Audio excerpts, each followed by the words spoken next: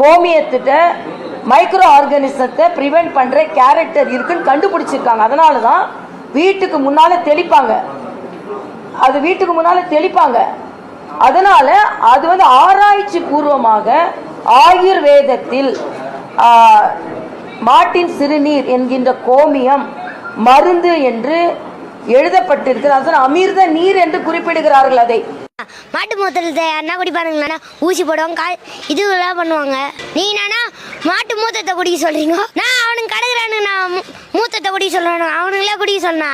கறி தின்றது ஒரு பெரிய விஷயமே கிடையாது. அது அவங்கவுங்க மனசை பொறுத்து, புரியுதுங்களா? அவங்கவுங்க மனசு தான் காரணம். அவங்க விருப்பப்பட்டால் அவங்க சாப்பிட போகிறாங்க, விருப்பப்படலைன்னா வேண்டான்னு ஒதுக்க போகிறாங்க.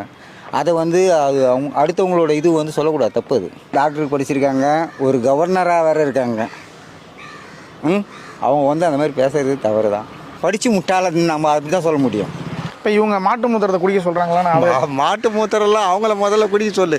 ஒரு கிளாஸ் வச்சு 10 சேனல் வச்சு அவங்க ஒரு சொம்பு மாட்டு மூத்திரத்தை குடிக்க சொல்லு, அதுக்கப்புறம் குடிக்கலாம் நம்ம.